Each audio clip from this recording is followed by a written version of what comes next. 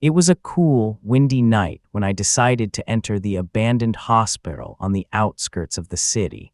This building had long exerted a certain pull on me, even though I knew the rumors of strange occurrences there. I was never one to believe in ghosts or supernatural phenomena, but something wouldn't let me rest. As I walked through the desolate area, this feeling intensified. The streetlights flickered, and the wind seemed to howl through the empty windows of the building. It was as if the hospital itself was anticipating my arrival. Hardly had I reached the gate when an unease overcame me. The rusty metal bars looked like the teeth of a giant monster, ready to swallow me whole. Despite my inner warning, I stepped forward. The path was weathered and the grass grew tall, as if nature had long given up on this place. Above me, the massive building loomed, its windows like empty eyes that seemed to observe everything. The moon shone only weakly through the clouds, and everything moved with the wind that swept through the bare trees. I stopped in front of the entrance door. It was large, old, and heavy, yet it moved silently when I pushed it open. A faint squeak accompanied my step as I entered, and an intense smell of mold and decay immediately hit me. The place seemed to have been abandoned for decades, but still, I had the feeling I was not alone.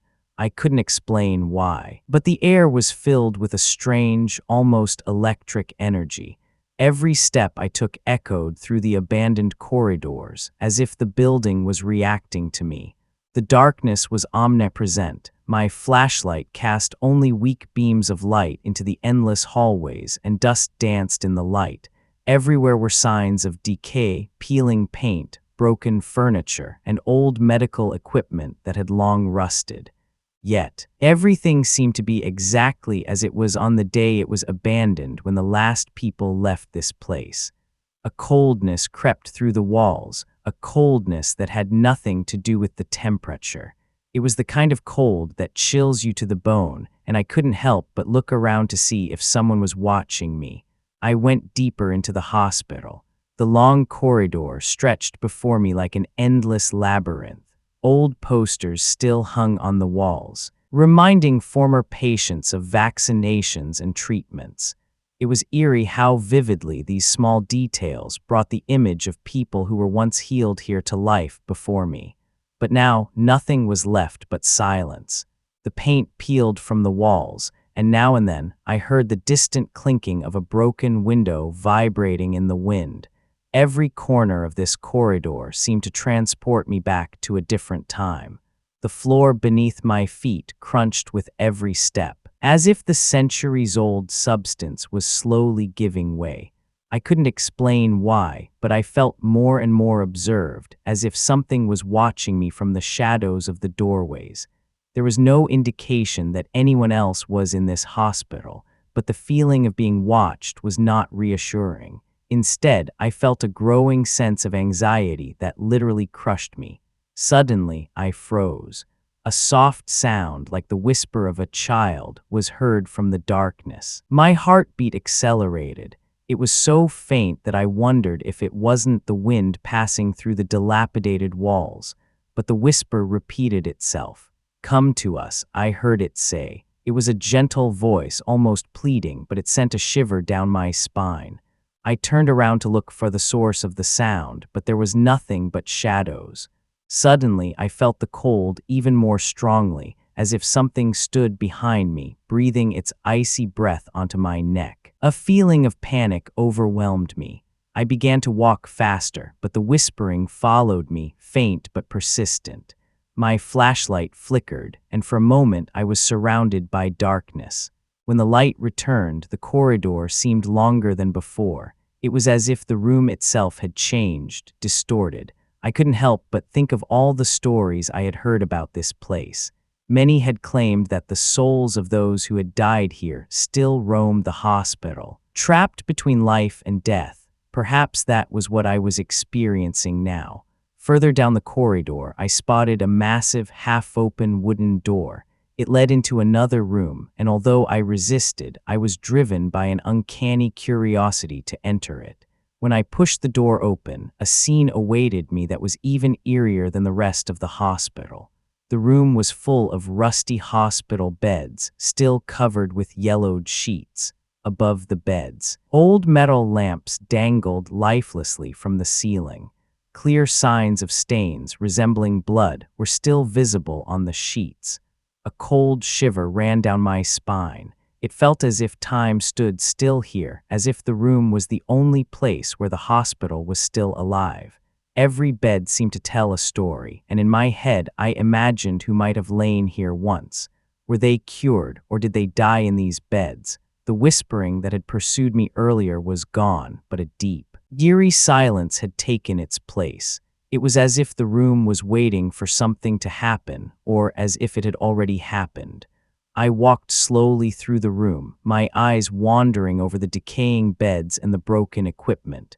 Something was wrong here. Every time I passed a bed, it seemed as if I perceived a movement out of the corner of my eye, but when I looked closer, there was nothing. It was a feeling of anxiety that caught my breath. Suddenly, my gaze fell on a single bed at the end of the room. It was the only bed that was perfectly made. The sheets were white, and the metal bars gleamed as if it had been used only yesterday. I approached the bed and felt the air around me thicken. My hand trembled as I reached for the edge of the bed, but I stopped. Something held me back from touching the bed, and I knew there was no rational explanation for it. An uncanny presence filled the room, and suddenly I heard a soft breathing. But not my own. It came from the direction of the bed, as if someone lay there, invisible to my eyes but perceptible to my senses. I backed away, my heart pounding, and turned to the door, ready to leave this place. Just as I was about to reach the door, I felt an icy draft of air pass by my neck. It was not a natural wind. It felt as if someone or something was standing directly behind me, breathing softly. I spun around abruptly, but there was no one, only the bed. Still perfectly made, as if it was just waiting for its next patient. The temperature in the room had noticeably dropped, and my breathing quickened. Panic gripped me, but my legs seemed glued to the floor. Suddenly, the bedsheet began to move, as if someone was lying underneath and turning over. I couldn't believe my eyes. It was impossible for the bed to move by itself, and yet it was happening right before my eyes. The movement was slow, almost ghostly, and I couldn't help but stare at it, mesmerized. Every fiber of my body screamed that I should run away, but I was paralyzed. It was as if time itself stood still in that moment, while the bed continued to live in an uncanny way. Then I heard it, a soft whimpering coming from the bed. It sounded like someone in great pain, yet no person was visible. The sound was ghostly, like an echo from another time, and it made me tremble. The air in the room seemed to contract more and more, and I felt my heartbeat hammering in my chest. The whimpering grew louder, and suddenly it stopped, as if it had come to an abrupt end. Silence followed, but the silence was oppressive. I stumbled backward away from the bed and finally reached the door.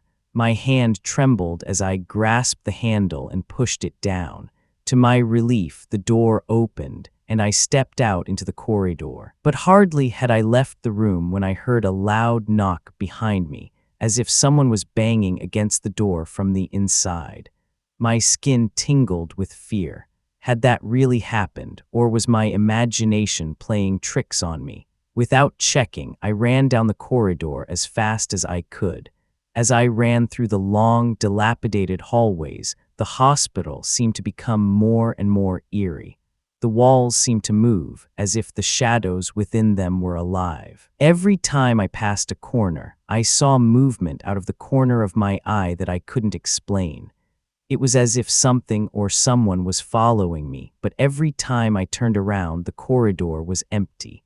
Yet the oppressive silence made me feel that I was not alone. The thought drove me onward, but no matter how fast I ran, I couldn't get away. Then I noticed it. The shadows on the walls were no longer just ordinary shadows. They began to take shape, forming human figures that moved toward me slowly, almost agonizingly slowly. They were blurred like distorted reflections of people, yet I could feel their eyes staring at me. I tried not to look, but the harder I tried, the more difficult it became to look away. It was as if the corridor grew darker and darker, and the shadows took up more space. In a panic, I grabbed my flashlight, which still gave off a faint light, but it didn't seem to help anymore. The darkness was stronger, denser. I could feel the cold breath of the shadows, which were now right behind me. A whispering began again, louder this time, and it sounded like many voices talking simultaneously.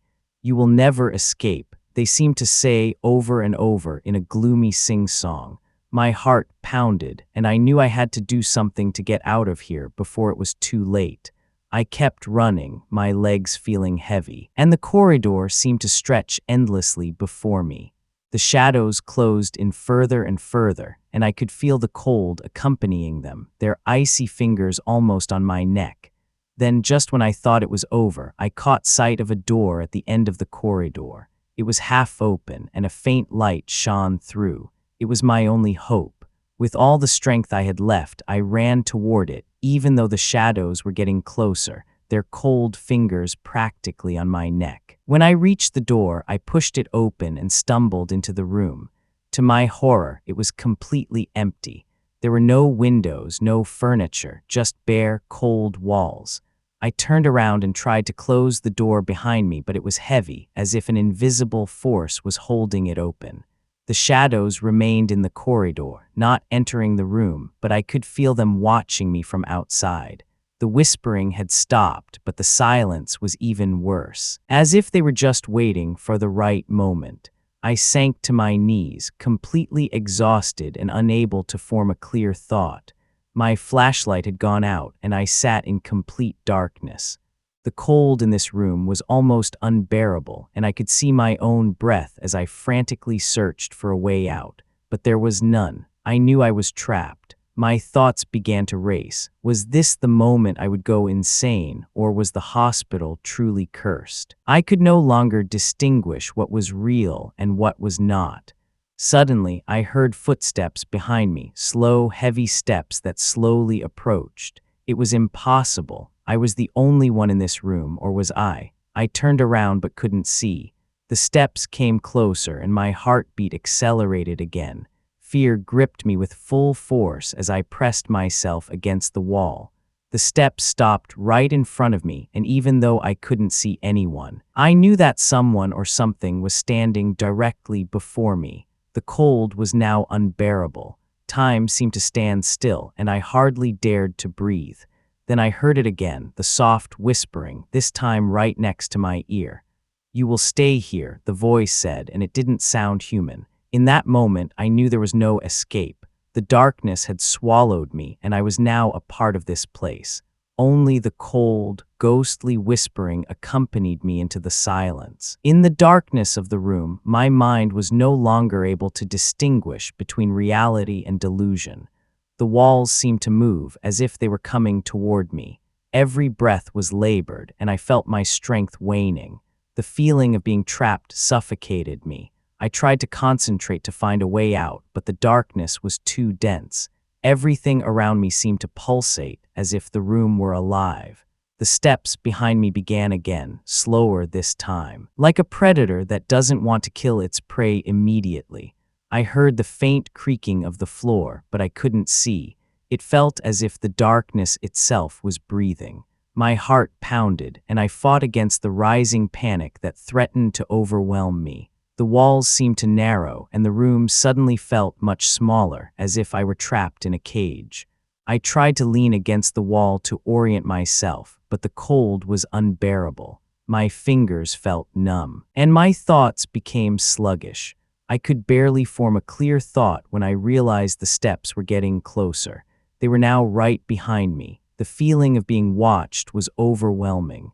I turned around, ready to face whatever was behind me, but there was nothing, only the darkness that surrounded me. Suddenly, I heard a soft giggle. It was not a friendly, childlike laugh, but a malicious sound that seemed to come from the darkness. It echoed in my head, and I couldn't tell if it came from inside or outside. My body began to tremble, and I felt despair take hold of me. The giggling grew louder, and I couldn't bear it anymore. I screamed into the darkness, but my voice seemed to be swallowed by the walls. The room was now completely silent, apart from my own racing breath. I was sure I was close to madness. Suddenly, a door opened on the other side of the room. A faint, bluish light streamed in. Without hesitation, I jumped up and ran toward it. My legs felt heavy, but I knew this was my only chance to escape. I didn't know what awaited me beyond the door, but anything was better than the endless nightmare this room brought me. As I rushed through the door, it felt as if I were stepping from one nightmare into another. The room I entered was in an even worse state than the previous one. The walls were covered with strange symbols etched into the plaster. It looked as if people had desperately tried to leave messages here. Some of the symbols were bloody, as if someone had used their own fingers to write them in a panic. A feeling of dread overcame me again. In the center of the room stood an old operating table, surrounded by rusty metal devices. The ceiling above was covered with mold, and the entire room smelled of decay. But it wasn't the condition of the room that troubled me. It was the feeling that this place had long been a scene of torment. I could imagine patients lying here, unable to escape, while doctors with cold hands stood over them. It was almost as if I could still hear their screams in the walls. I felt a cold hand on my shoulder, and my body froze with fright, but when I turned around, there was nothing again. The hand had felt so real that I couldn't believe it was just my imagination. My breathing was labored, and I knew I shouldn't stay any longer. Every fiber of my body screamed that I should run, but my legs felt like lead. I forced myself to move, step by step, away from the operating table that now looked like a cruel altar. The hallway before me was dark and narrow, the walls so close that I felt they might crush me. I could hardly believe that I would ever escape this nightmare. The hospital seemed infinite, as if it constantly changed its form to keep me trapped. Every time I reached a door, the path seemed to branch further, and the giggling I had heard before started again, this time louder and closer. I ran until my legs burned, yet I seemed to make no progress. Then, out of nowhere, I saw a window at the end of the hallway. It was small, but it let in light, real daylight. I ran toward it, my heart pounding in my chest while the footsteps behind me grew louder again. I knew this was my only chance, and without hesitation, I threw myself against the window. The glass shattered, and I fell outside. As I hit the ground, I felt the cold earth beneath me. I had made it. I was outside. The abandoned hospital was now behind me, and I took a deep breath to feel the fresh air in my lungs. But something was wrong. The air was not cool and refreshing, but heavy and sticky, as if the nightmare had followed me. I turned around and saw the hospital towering over me like a shadow. The windows were dark, and it seemed as if it was still watching me. I stood up and tried to clear my head. My hands were shaking and my heart was still racing, but I was outside, or at least I thought so. As I looked around, I realized that the surroundings were not what I had expected. I was not on the abandoned hospital grounds, but in a strange, dense forest. The trees were tall and thick, and I couldn't see a clear path. The light I had seen through the window was gone, and instead the darkness was back. Panic overcame me again. How could this be? I was sure I had left the hospital, but now it felt as if I had been pulled into another reality. The shadows between the trees seemed to move as if they were watching me. I heard the whispering again, but it sounded muffled, as if coming from far away. It was as if I was still trapped in the hospital, even though I now stood in this eerie forest. I no longer knew what was real and what was not. I started running, with no clear destination in mind. The forest seemed to have no end, and the further I ran, the denser the undergrowth became. My legs grew heavy, and the panic set firmly in my mind. The thought that I would never escape began to manifest in my head. I kept hearing footsteps behind me, but every time I turned around, I only saw darkness and trees. The forest seemed alive, as if it wanted to lure me into a trap. After a while, I couldn't run anymore. My legs gave way and I fell to the ground. The forest around me was silent, but the silence was unsettling. I sat there alone, knowing that I couldn't escape this nightmare, no matter how far I ran. The hospital, or whatever it was, would never let me go. With time, it became clear to me that I couldn't simply run away from the hospital because it had become a part of me. It wasn't just a building, but a living, malicious entity that fed on my fear and despair. Every breath in this gloomy atmosphere made it clearer. The hospital let no one escape. I was not the first to feel this, and perhaps not the last. The stories I had heard about this place no longer sounded so unbelievable. Perhaps they were all true. And now I belonged to this dark legend. The forest I was in was unnaturally quiet. There were no birds, no rustling of leaves, only the overwhelming silence that drove me further and further into madness. The trees looked like captive souls, twisted and distorted, as if they had swallowed people whom the hospital also didn't let escape. My body felt heavy, as if the energy was slowly being drained from me. I couldn't escape the shadows, no matter how far I ran. Everywhere I seemed to return only to one point, the hospital. I sat down on a tree stump and tried to organize my thoughts. How had I gotten here? Was this really reality, or was I trapped in a terrible dream from which I couldn't wake up? But there were too many signs that made it clear to me that this was no illusion. The pain in my limbs, the feeling of cold that gripped every bone in my body, everything felt real. And then, as I stared into the darkness, the whispering reappeared. "You belong to us now," I heard the voices say as they surrounded me like a fog. I tried to concentrate, to focus on reality. Perhaps there was a way out. Perhaps this was all just a test of my mind. But the longer I thought about it, the more I realized that I had no control anymore. The curse of the hospital had seized me, and there was nothing I could do to shake it off. The darkness inside me grew, and I felt the boundary between me and the hospital becoming thinner and thinner. We were now connected forever. With trembling hands, I tried to stand up, but as I started to walk again, it was as if the ground beneath me would disappear. I felt everything around me spinning, as if the forest was transforming back into the hospital corridor. I was trapped again in the gloomy hallways, and the shadows were closer than ever. The curse had manifested, and now there was no escape. The hospital had finally made me its prisoner. The next few days, or perhaps they were only hours, it was impossible to tell the time, passed in a blur.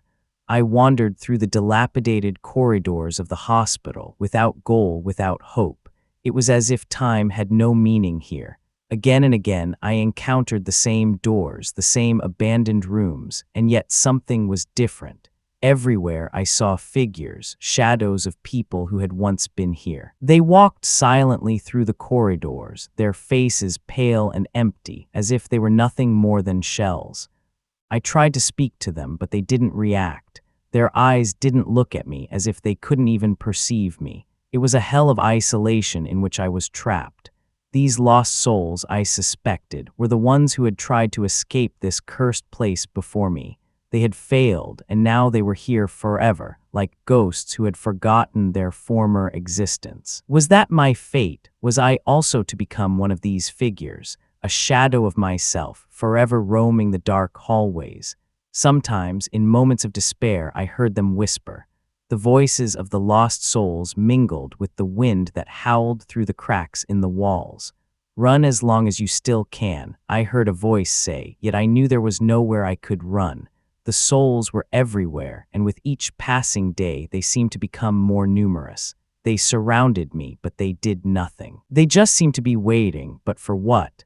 I began to realize that perhaps this was no coincidence. Perhaps the hospital was a gateway to something else, a place where the souls of those who couldn't let go in life were trapped. It was as if the building itself absorbed their despair and fear until they were nothing more than shadows of themselves. And now I was one of them. I felt my own mind weakening, how my thoughts slowly faded. Memories of my former life became hazy, and I wondered if I had ever known anything else but these endless corridors. It was a strange, gloomy existence that built up around me. I knew that soon I would also lose my own form. Everything I was would dissolve into the endless shadows of the hospital. Yet, although I knew there was no escape, I couldn't completely give up hope. Perhaps there was still a way, one last escape from this hell before I completely disappeared into the darkness. The last memory I consciously perceived was the sight of my reflection in a shattered mirror that stood in one of the rooms. My face was no longer what I knew. It was pale, empty, and my eyes had the same expression as the souls I had encountered before. I was on the way to becoming one of them, but something in me still resisted, a last bit of my humanity that desperately clung to the life I once had. I knew I had to make one last attempt before I was finally lost. I turned away and ran as fast as my legs would allow. The corridor seemed to change again, and this time I felt a strange urgency.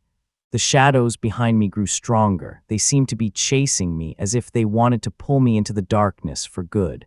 But this time it was different. I saw a light in the distance, faint, but it was there, a last glimmer of hope that I couldn't ignore. It was my last chance, and I would take it, no matter what happened. I ran through the corridors, my steps echoing through the empty hospital. The darkness around me contracted, as if it wanted to swallow me, but I focused only on the light. The closer I got, the brighter it became, and I felt the shadows retreat. The exit was before me, an old, creaking gate that led outside. I could almost feel it, the freedom, the fresh air, the warmth of the sun. It was all so close. But just as I reached the exit, I felt a coldness on my ankle. I looked down and saw a hand rising from the ground, cold and bony, pulling me back. The shadows had caught me after all. In a last desperate attempt, I tore myself loose and pushed through the gate into the open, falling to the ground. The fresh air filled my lungs, and I turned around for one last look at the hospital, which had disappeared back into the endless expanse of the abandoned grounds. Yet, although I was free, I knew that the curse would never truly let me go. For I had known the gaze of the darkness, and it would always find me again.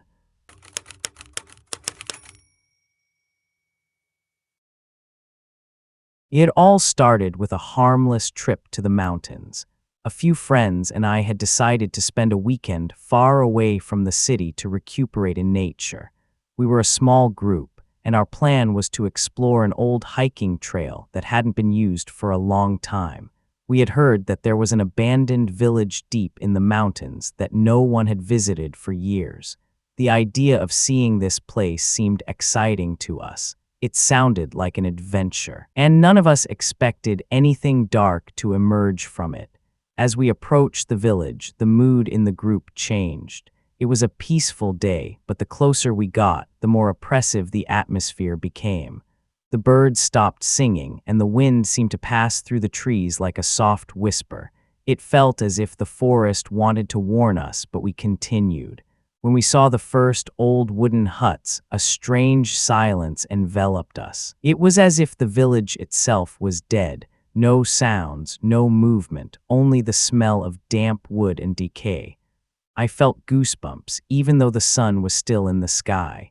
The houses were old and dilapidated. Some roofs had collapsed, and the windows looked like dark eyes staring at us. None of us said anything, but I knew we were all thinking the same thing. This place was wrong. Nevertheless, we continued, curious about what we would find in the heart of the village. Perhaps we were too self-confident. Perhaps we thought nothing could happen to us, but with every step, the atmosphere seemed to thicken. When we reached the center of the village, we stood in front of an old chapel. It was almost completely ruined, but the wooden cross above the entrance was still intact. Something about this chapel was different. It felt alive, as if it were the focal point of something invisible that was watching us. My friends wanted to go inside, but I couldn't. A strong feeling of fear held me back. I couldn't tell them why, though. It was simply an intuition, an eerie feeling that I couldn't ignore. While my friends decided to enter the chapel, I stayed outside and sat on an old, dilapidated well nearby. I couldn't quite say what it was, but I sensed that something was wrong. The wind had become stronger and seemed to come from all sides. But what really worried me was the sound I suddenly heard, a whisper, soft and barely perceptible, but definitely there. It came from the forest surrounding the village. I turned around and looked into the dense trees, but no one was visible. I told myself it was just the wind, but the whispering didn't stop. It sounded as if someone was calling my name over and over, but in a way that made the blood in my veins freeze. My mind tried to find an explanation, but my body knew something wasn't right. Suddenly, I saw a movement at the edge of the forest, a shadow, too fast to recognize clearly. My eyes tried to follow the shadow, but it disappeared into the darkness between the trees. My heart began to beat faster. I stood up and called out to my friends, but they were still in the chapel.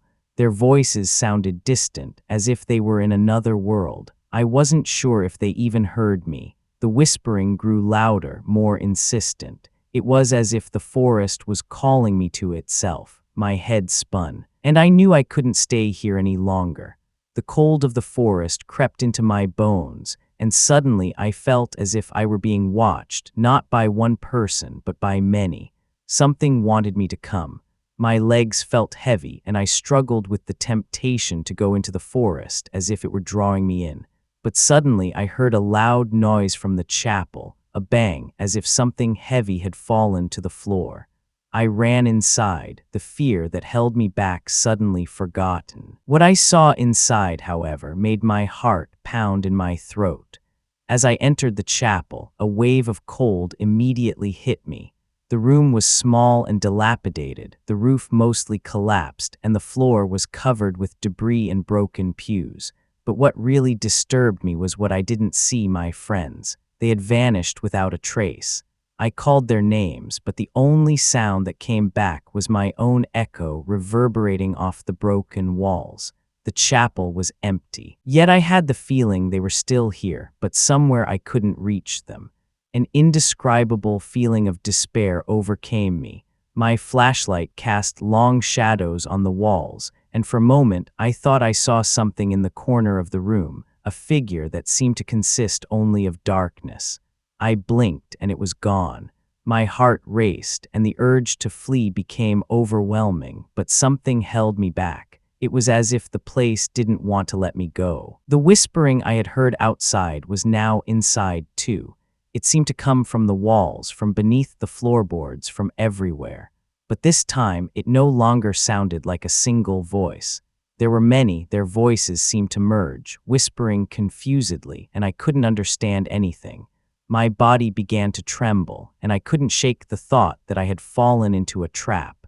Was that why the village was abandoned? Had it lured others in before us and never let them leave? I could barely breathe the air, it seemed so dense. And then suddenly the voices stopped. The silence that followed was even more unsettling. It was a silence that weighed heavily on me, as if the whole place was waiting for something terrible to happen. In that moment, I knew it was time to go. I couldn't find my friends, but I had to get out of here before it was too late. I ran out of the chapel without a second glance back. The darkness had become denser, even though it wasn't even evening yet. The sky was gray, and the fog slowly crept from the forest into the village. My breathing was labored, and my heart hammered in my chest as I tried to find my way back. But the village suddenly looked different. The streets that had been clearly recognizable before now seemed like a labyrinth. The old huts stood closer together, and the paths we had taken seemed to have disappeared. Panic surged in me. Every step felt heavy, as if the ground beneath me was giving way. I called out to my friends, but no one answered. It was as if I was the only living person in this village. The houses around me seemed to close in as if they wanted to enclose me. The fog grew thicker and thicker, and soon I could barely see where I was going. But one thing was clear, I had to get away, no matter where. I felt something invisible watching me, as if the village itself had eyes. Suddenly, I heard the whispering again. It was everywhere around me now, and this time I could clearly understand the words. "Come back," it whispered. "Stay with us." The voices sounded like my friends, but I knew it wasn't really them. Something was playing with my mind. I fought against the panic, but it grew with every second. Then, without warning, a figure emerged from the fog. It stood at the edge of the village, right in front of the forest. It was not human. I could feel that, even if I couldn't see it properly. I stopped, unable to move, while the figure slowly approached me. Every instinct in me screamed that I should run away, but my legs were paralyzed. The figure stopped right in front of me, its eyes deep black, and then I heard the whispering again, this time directly in my head. "You belong to us now." In that moment, as I caught the figure's gaze, it was clear to me that it was not of this world. Its eyes were deep black, empty, and devoid of any emotion. It felt as if it was looking directly into my soul. My legs were frozen. I couldn't move. The cold emanating from it was unnatural. It penetrated me to the core. Everything in me wanted to run away, yet it was as if the ground beneath my feet held me fast. My breathing quickened and panic gripped me, but my muscles wouldn't obey. The figure just stood there, motionless, staring at me. Minutes passed, or perhaps it was only seconds. Time seemed to have stopped in that moment. The whispering resumed, clearer this time. "Stay with us. Don't go. You are one of us." The voice didn't come from the figure itself, but seemed to be in my head like an echo reverberating through my mind. My heart raced, and I felt my thoughts plunge into a vortex of fear and confusion. Suddenly, the figure moved. Slowly, it raised its hand, and the fog seemed to thicken around it, as if it were moving with it. I could feel something invisible reaching for me. An ice-cold breath brushed my skin, and I knew I had to act immediately if I wanted to get out of here. With all the strength I had left, I forced my legs to move. It was as if an invisible weight was pressing down on me, but I managed to take a step back. The figure seemed to react to this. It tilted its head as if curious and took another step toward me. Panic surged in me, and I turned around, ready to run away. I couldn't see it anymore, but I felt it following me. The fog grew denser, and I ran blindly through the village. The old houses flashed past me, their dilapidated facades looking like faces watching me. It was as if the whole village had come alive, as if it never wanted to let me go. I felt the figure's presence behind me, closer and closer. The fog made it impossible to see the path, but I kept running, driven by pure survival instinct. The voice in my head didn't stop. "Stay, you belong to us." The words echoed in my head, and I felt like I was losing my mind. My breathing was labored, my legs burned, but I couldn't stop running. It was a race against time, or against something much worse. After what felt like an eternity, as my lungs began to burn and I thought I would collapse from exhaustion, I saw something that looked like an exit. It was the old wooden gate through which we had entered the village. The fog was so dense that I almost didn't recognize it, but as I got closer, I realized that this was my only chance, but it felt different than before. The gate, which had seemed harmless at the beginning of the adventure, now had something threatening about it.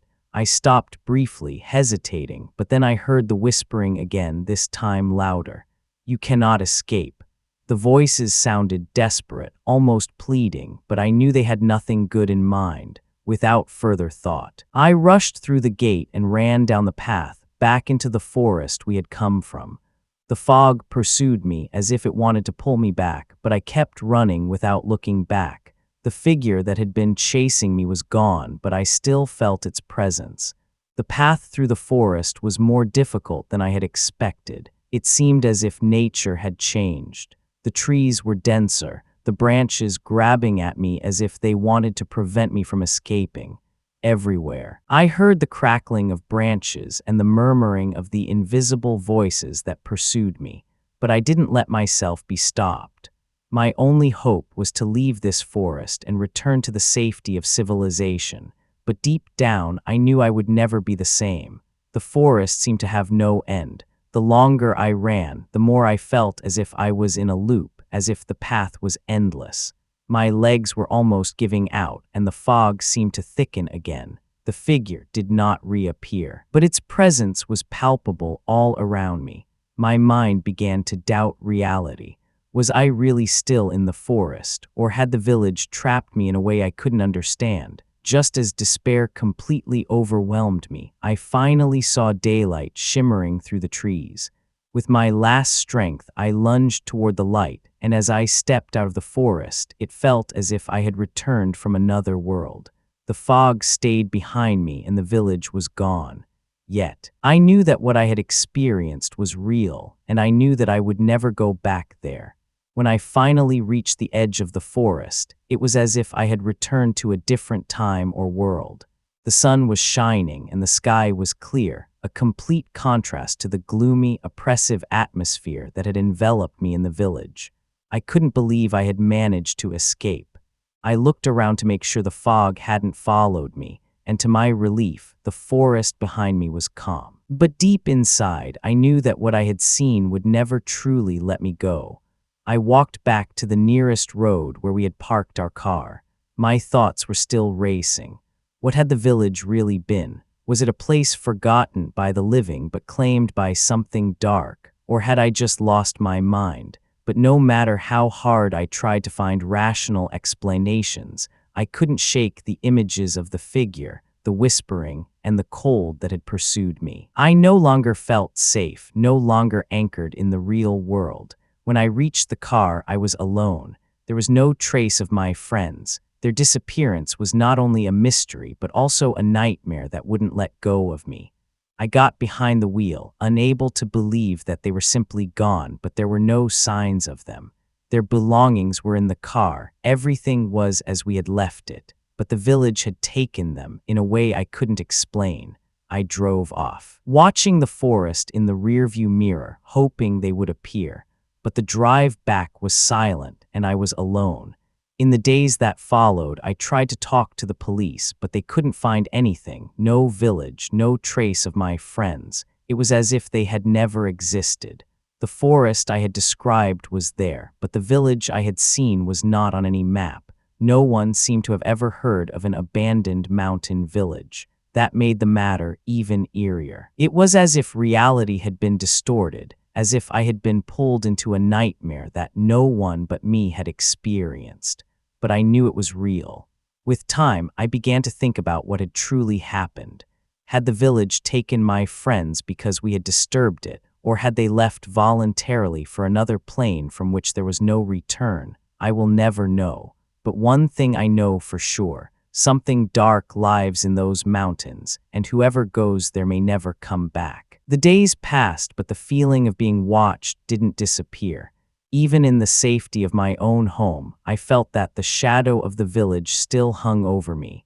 Every time I looked in a mirror, I saw something in the background, a movement, a shadow that disappeared too quickly to recognize properly. It was as if the village had given me something that would never let me go. I tried to live a normal life, but it was impossible to forget the experiences in the mountains. I began to have strange dreams. In them, I was always back in the village, surrounded by fog and darkness, and each time I heard the whispering.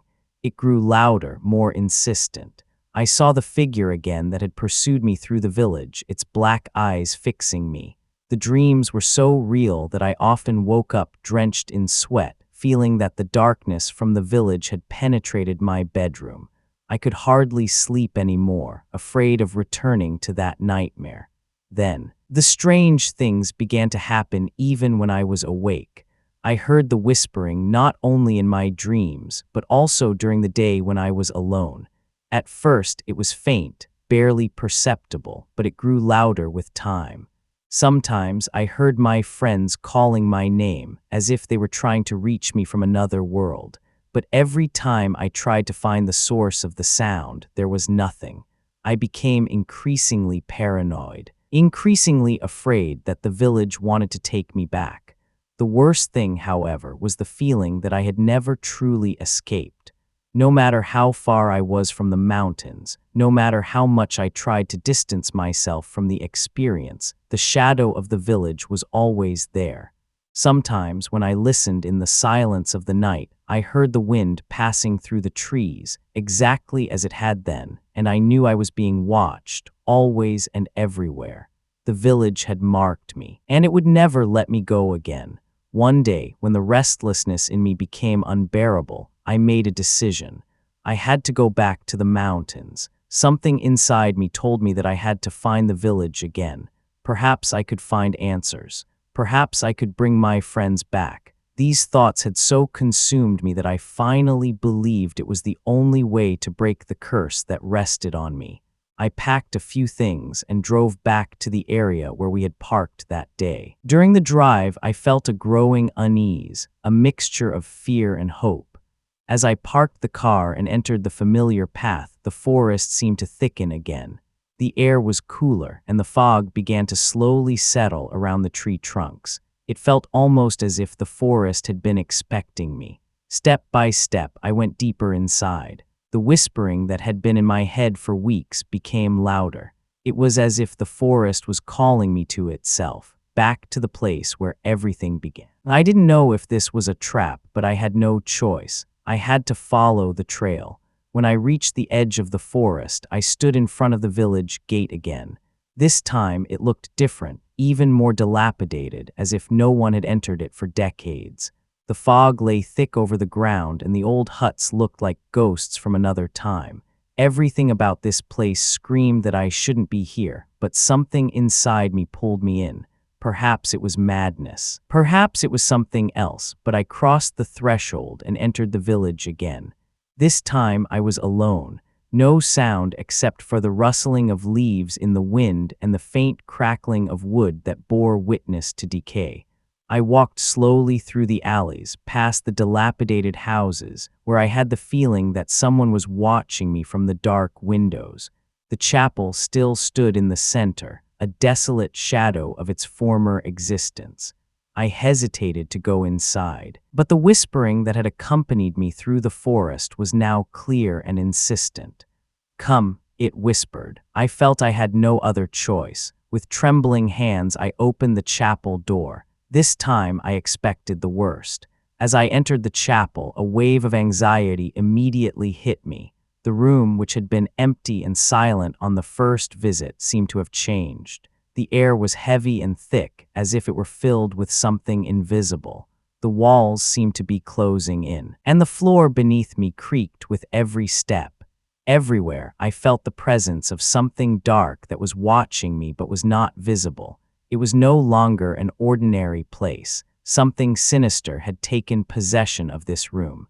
In the center of the room, where there had previously only been debris and dust, I now saw a circle of old, dilapidated candles, all still burning to my surprise. The light was faint, flickering, but it was enough to bathe the room in an eerie, shadowy glow. Strange symbols, like signs of an ancient language, were etched into the floor around the circle. My heart began to beat faster as I realized that this place was more than just an abandoned chapel. It was a ritual site, and I had stumbled into something I didn't understand. I approached the circle cautiously, my heartbeat echoing in my ears. The closer I got, the louder the whispering became. It was clearer now, and I could understand individual words. "We are waiting, come to us." It was the same voice that had pursued me since my first visit to the mountains. The cold inside me grew, and I sensed that this was the point of no return. I stood at the edge of the circle, knowing that I would either find the truth or stay here forever. Then it happened. Without warning, the candle flames flickered violently, and I felt a movement in the room, even though I couldn't see anyone. It was as if the ground beneath me began to shake. And suddenly, figures emerged from the shadows. At first, they were just phantoms, dark, human-like shapes that barely stood out from the darkness of the room. But then I recognized their faces. They were my friends, or what was left of them. Their eyes were empty, and their mouths formed silent screams. The figures of my friends moved slowly toward me, their movements halting, unnatural, as if they were controlled by an invisible force. They were no longer the people I had known. Their faces, once familiar, had become mask-like replicas of what they once were. They had lost their color, their eyes were black and empty, and their mouths seemed trapped in a constant, silent scream. But the worst part was that they no longer looked alive. They had become something else, something I couldn't grasp. I wanted to scream, but my voice failed. My body was paralyzed, and I couldn't move as they approached. The voices in my head grew louder, the words merging into an incomprehensible stream of sounds. It was as if the room itself had come alive and was casting its spell over me. The figures of my friends, or what was left of them, now stood before me. Their faces were so close that I could feel the putrid breath on my skin, and then I heard it again, "Stay with us." In that moment, I knew there was no escape. Whatever lived here in this village had taken them, and now it wanted me. The air around me seemed to thicken, and I felt my strength waning. The figures of my friends reached for me, their cold, dead hands touching my skin, and I felt the cold penetrate me. It was as if my own body was working against me, as if I no longer had control over my movements. Suddenly, something occurred to me that I hadn't noticed before. In the center of the candle circle, beneath a thick layer of dust, something shiny lay, an old metal chain with a locket. Instinctively, I reached for it, and the moment my fingers touched the locket, I felt a wave of energy flow through me. It was as if an invisible force freed me from the grip of the figures. The darkness around me seemed to tremble, and the whispering turned into a loud, angry howl. I knew I only had a moment. With all my strength, I tore myself away and ran toward the chapel door. The figures of my friends tried to follow me, but their movements were slow and cumbersome. The howling in my head grew louder, but I ignored it. I ran through the alleys of the village. The fog was back, denser and more menacing, but this time I knew I couldn't stop. The locket in my hand was my only hope. I ran as fast as my legs would allow through the dilapidated village, the fog behind me. I couldn't see the figures of my friends anymore, but I felt their presence. It was as if they were still following me, as if the village itself didn't want to let me escape. Yet I held the locket tightly in my hand, and its energy seemed to protect me. The path through the forest seemed shorter than I remembered, but I didn't think about it. All that mattered was leaving the village behind me. As I finally reached the edge of the forest, I saw daylight breaking through the trees. The fog dissipated, and the howling in my head fell silent. I stepped out of the forest and felt the warm sun on my skin. The curse that had pursued me in the mountains seemed to be broken. I turned around one last time to see if the village was still there, but all I saw were the dense trees of the forest. The village was gone, or perhaps it had only retreated, waiting for the next visitor. I don't know what really happened. Maybe it was just a dream. Maybe it was something much worse. But the locket in my hand, which I still clutched tightly, was proof that I hadn't been alone. My friends never returned, and no one believes me when I talk about the village. But I know it's out there, hidden in the mountains, waiting for the next ones it will draw into its spell.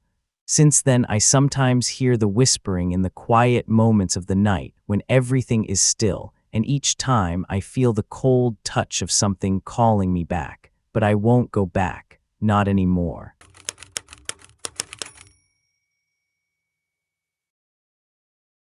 It started on a gloomy, rainy Saturday. I had been thinking for weeks about exploring the old factory on the outskirts of the city.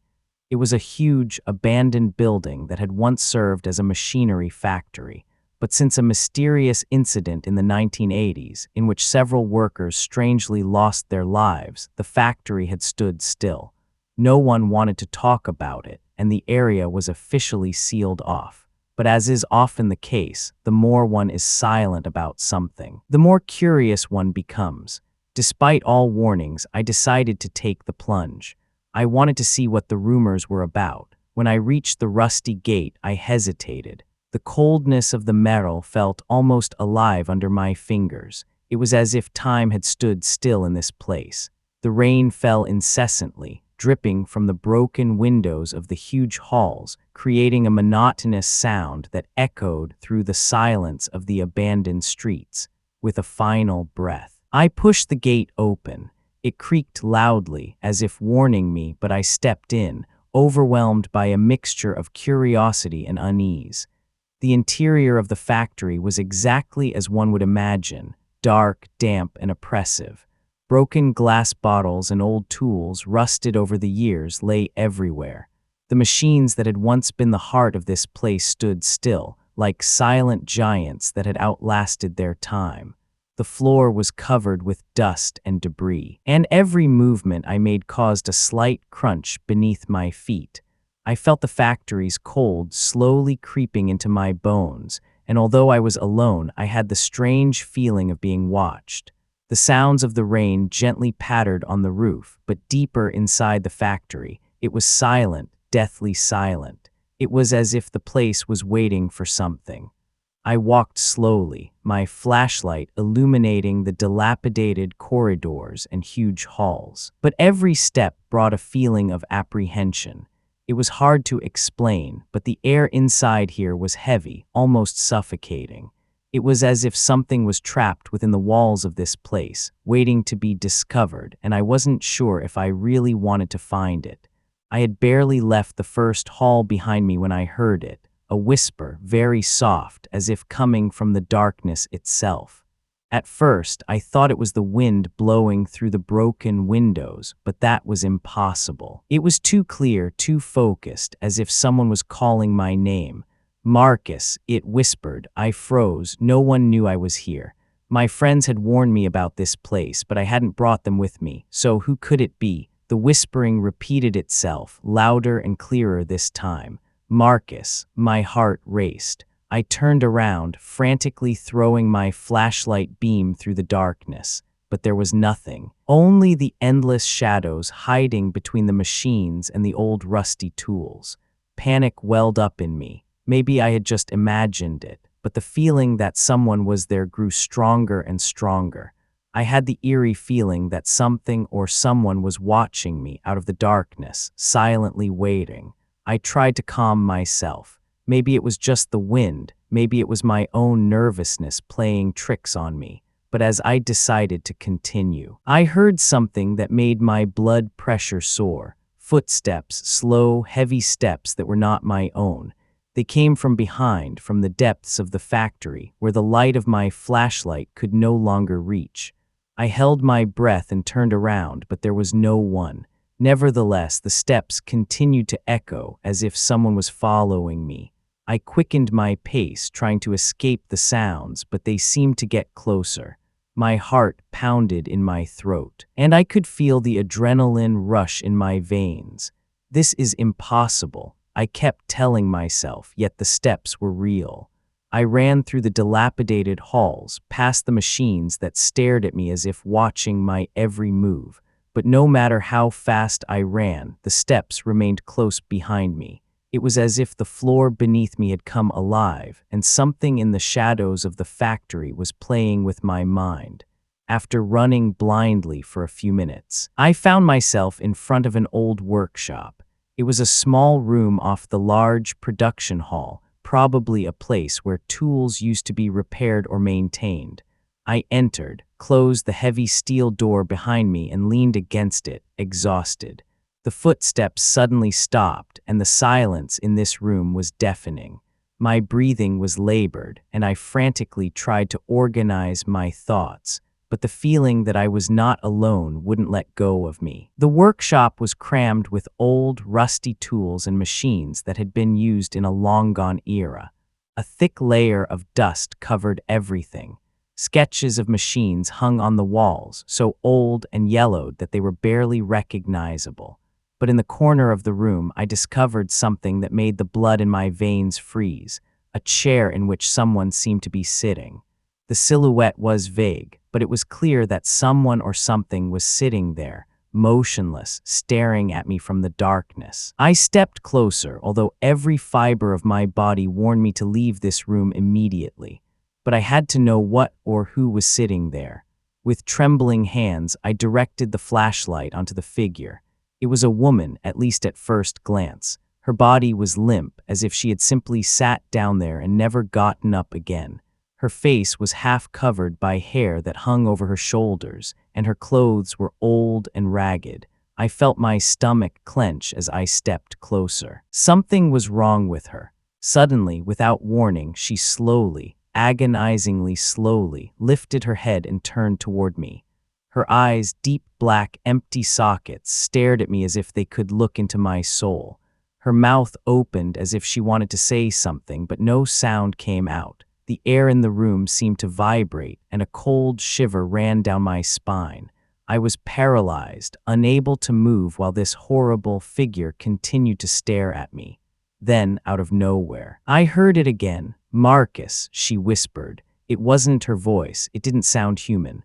The whispering seemed to come from all directions, as if the walls themselves were calling my name.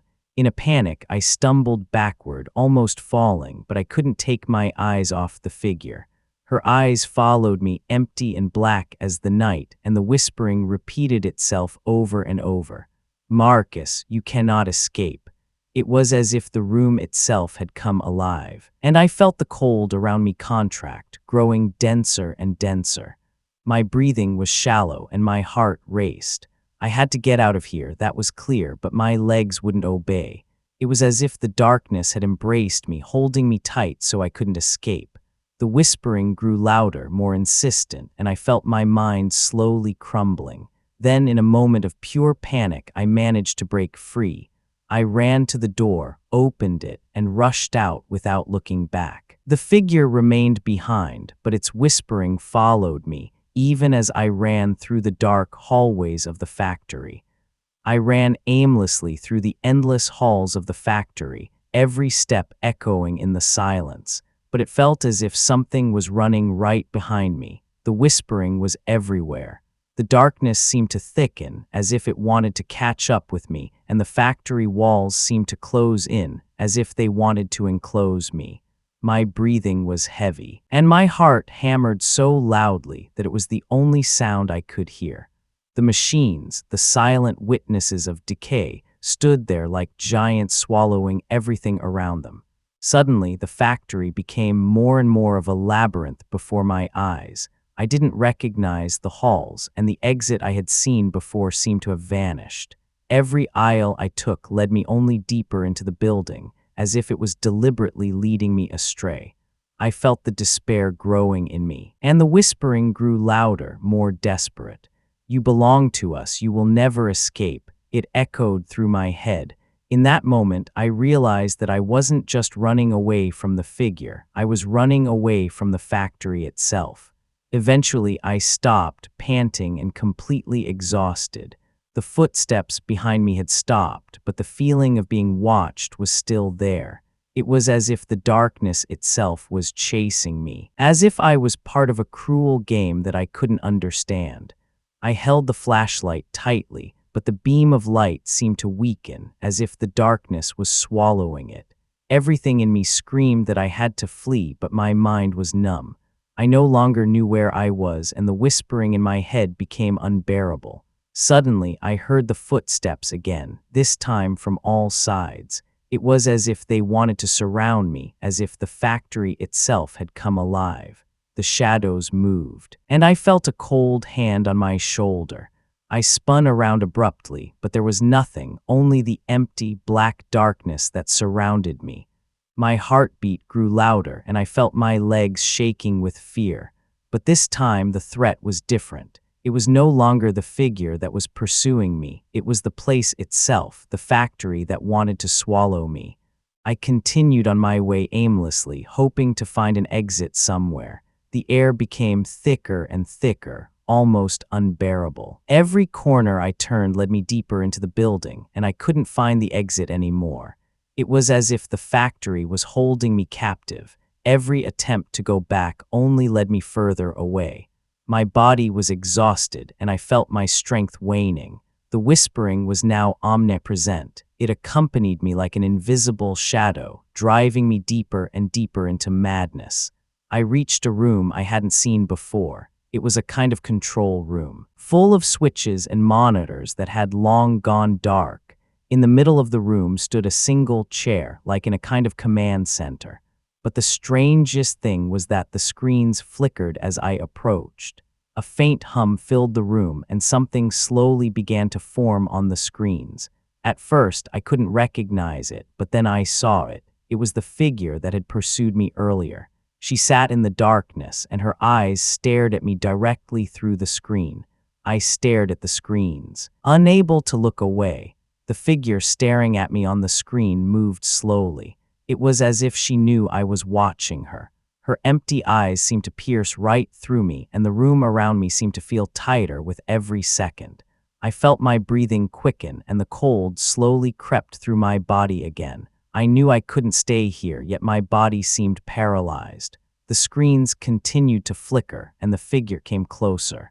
Then, out of nowhere, the whispering started again. Louder this time, it came from all directions, filling the room and penetrating deep into my mind. "Marcus, you belong to us."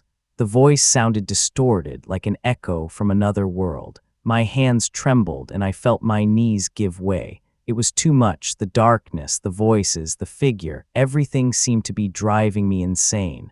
I had to get out of here, but the exit was gone.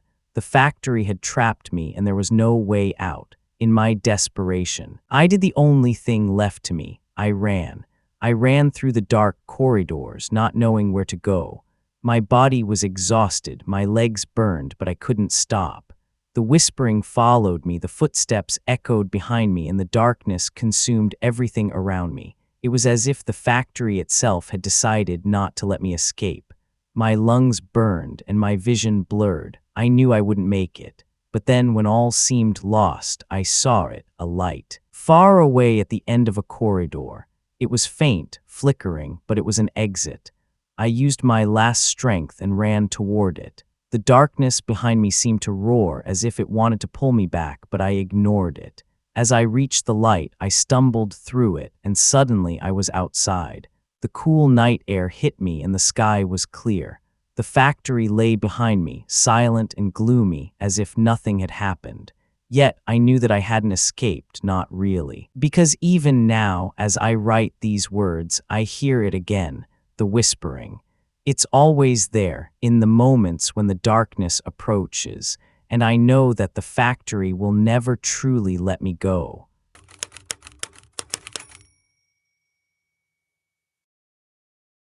It wasn't planned, but as often happens in life, the strangest circumstances lead us to places we never intended to visit. I work as a civil engineer and was sent with my team to a remote forest region to prepare for the construction of a dam. The forest was dense and untouched, and our task was to survey the region and take soil samples. No one suspected what we would find deep in the woods. As we traversed the area, we came across a series of strange, half-covered ventilation shafts. They jutted out of the ground like metal ribs. Curious, we approached and discovered a heavy metal hatch in the ground. It was covered with a thick layer of moss and dirt, suggesting it hadn't been opened for decades. Maybe an old bunker from the war, one of my colleagues suggested, and we decided to open the hatch. It creaked loudly as we pushed it aside, revealing a narrow shaft leading into the depths. An old ladder was the only way to get down. My instinct told me it wasn't a good idea, but curiosity was stronger. One by one, we climbed down the ladder. The smell of damp metal and decay hit us the deeper we went. The light from our flashlights danced on the walls, and as I reached the bottom, I felt the air thicken, becoming heavier. We were in a long, narrow corridor, its walls made of concrete, cracked and damp. An uncomfortable feeling spread through me, as if something was in the air that wasn't right. But none of us spoke it out loud. It was too quiet down here, too unnatural. We continued, and after a few meters, we came across a heavy steel door. It was half open, and behind it lay a room that was different from what I had expected. Old apparatuses, cables, and monitors lay scattered, as if a kind of research facility had once been here. The strangest thing, however, was that the equipment hadn't decayed. It looked old, yes, but it seemed functional, as if it were just waiting to be put back into operation. No one said a word. We were too shocked by what we had found. In a corner of the room stood a dusty shelf full of old files. I pulled one of the files out and leafed through it. They were filled with scientific protocols, but the language was hard to understand. They were not ordinary reports. The documents spoke of experiments, of behavior under extreme isolation, and of psychological manipulation. It was as if people had been studied here in complete seclusion, but there was no indication of who these people were or what had happened to them. I felt cold as I realized that we were not just in an old bunker. This was something else. One of my colleagues discovered an old control panel on the wall with levers and buttons. Without thinking, he pulled one of the levers. A loud humming suddenly filled the room, and we could hear the crackling of electricity. I felt my heart pound in my throat. "What the hell did you do?" I asked, but before he could answer, a faint light began to flicker above us. The monitors, which had been untouched for decades, suddenly came to life. A cold voice sounded over the old speakers. "Experiment 17 will continue. All subjects stand by." The voice sounded metallic and distorted, but it was clear. I wanted to believe it was just an old recording, a relic of the time when this place was still active. But then we heard it, footsteps. They came from somewhere deeper in the bunker, and it wasn't just an echo. It sounded as if several people were approaching us slowly but deliberately. None of us dared to move. We stood frozen, as if we knew that any movement would bring whatever was out there to us. Suddenly, the light went out, and the room was swallowed by complete darkness. We turned our flashlights back on, but they flickered unnaturally, as if something was influencing the energy around us. The footsteps came closer, and the sound of metal scraping across the concrete floor joined them. My breathing became heavy, and the feeling that we had awakened something that should have rested long ago was overwhelming. "We have to get out of here," whispered one of my colleagues, but fear had already gripped us. We tried to retreat, but the corridor we had come through was no longer the same. It was as if the bunker itself had changed. The hallways that had previously been straight suddenly branched off in different directions. Doors we hadn't seen appeared out of the darkness, and behind each of them something seemed to lurk. "This is impossible," I muttered as I tried to orient myself. But no matter where we went, every corridor only led deeper into the concrete labyrinth. The sound of metal on metal and the footsteps pursuing us gave us no peace. We hurried through the corridors, but it was as if the bunker was pulling us deeper and deeper into its core. I had the feeling that we were no longer alone. It was more than just the steps we heard. It was a feeling that settled in my head, as if someone or something was monitoring our thoughts. I couldn't explain it, but it was clear that this place was alive in a way I couldn't understand. As we continued, I began to hear something. At first, it was just a faint whisper, barely perceptible, but it grew louder the deeper we penetrated. It was as if the walls themselves were speaking to us. They were not clear words, but fragments of sentences, snippets of conversations that repeated themselves in my head. I wanted to ignore it, but the voices grew louder, more intense. They whispered things I couldn't understand, but which made the blood in my veins freeze. "You are part of the experiment," I heard, even though no one was speaking. One of my colleagues suddenly clutched his head as if he had a terrible headache. "Do you hear that?" he asked desperately. "It won't stop. It's talking to me." The fear in his voice was real, and in that moment I knew I wasn't crazy. We all heard it. This place, this cursed laboratory, had the ability to penetrate our thoughts, to manipulate us. I knew we weren't safe here, that we should never have come here. In another room we stumbled upon, the screens were lit up again. But this time they weren't showing old recordings or diagrams. They were showing us. The monitors showed us walking through the bunker from various angles as if we were being watched by invisible cameras. My blood froze as I saw myself on the screen. It was impossible. How could this be? I turned around, but there was no one behind us, and yet the cameras were real. They showed our every move in real time.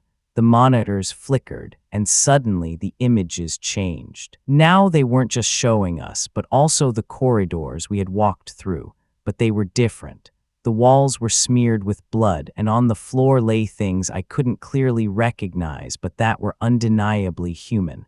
"We have to get out of here," one of the men said, but it was clear there were no easy answers. The doors seemed to be closing. The monitors continued to flicker, and the footsteps behind us grew louder. We desperately tried to find the exit, but every door we opened led us into another dead end. It was as if the bunker was constantly changing its structure, leading us astray and slowly wearing down our minds in the process. One of the doors led into a room that was completely empty except for an old, huge mirror on the wall. It was so clean that it seemed out of place, as if it had been maintained while the rest of the bunker was left to decay. We stepped closer, unsure of what we would see. When I looked into the mirror, I first saw only my own tense face, but then the image changed. A figure appeared behind me, pale, with empty eyes staring at me. Startled, I turned around, but there was nothing. When I looked into the mirror again, the figure was gone. I no longer knew what was real and what was not. The bunker was playing with us, and I could feel the boundaries between reality and illusion blurring.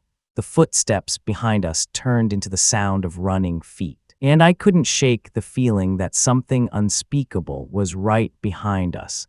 One of the men suddenly started screaming. It was a scream that pierced me to the core. He fell to the floor, his hands clutching his head as he screamed, "Make it stop, it's talking to me." We tried to help him, but it was too late. He started running, as if driven by an invisible force, and ran into the darkness. The footsteps of his escape echoed through the corridors until they abruptly fell silent. We called his name, but there was no answer. He was gone, swallowed by the bunker. Despair spread through us. Something in this place wanted to keep us here, to break us psychologically, but it was no longer just the bunker. It was as if our own minds were turning against us. I knew I couldn't withstand this madness much longer.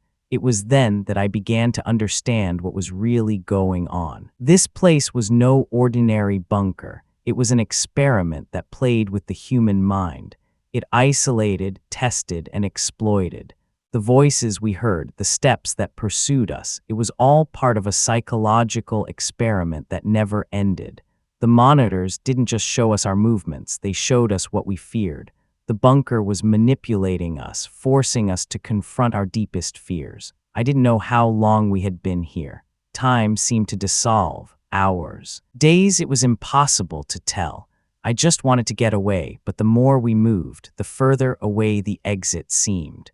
It was clear that the bunker wouldn't let us go unless we understood the game it was playing with us. But I didn't know what it wanted. I only knew that we wouldn't get out of here alive if we didn't find the right way.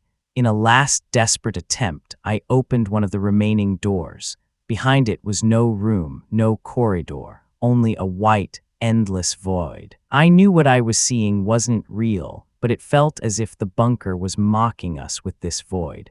We stood at the edge of the door and looked into the void. There were no sounds, no footsteps, no voices anymore, only this endless, crushing silence. "Maybe this is the way out," whispered one of my colleagues, but I felt it was a lie. Then, without warning, the image in the mirror in the room behind us changed again. We saw ourselves, but this time, they were not our current reflections. It was us, but changed, broken, like shadows of what we once were. That was the moment I realized that the bunker was not just a place. It was a mirror of our deepest fears and weaknesses, and it had already won. We never found the exit, not really. Maybe it never existed. Maybe it was an illusion from the beginning, just like everything else in this cursed bunker. Whatever happened here, whatever this place truly was, it had completely consumed us. Now that I sit here and tell this, I feel that I never truly escaped. The bunker lives on in my thoughts. The voices I heard back then I still hear.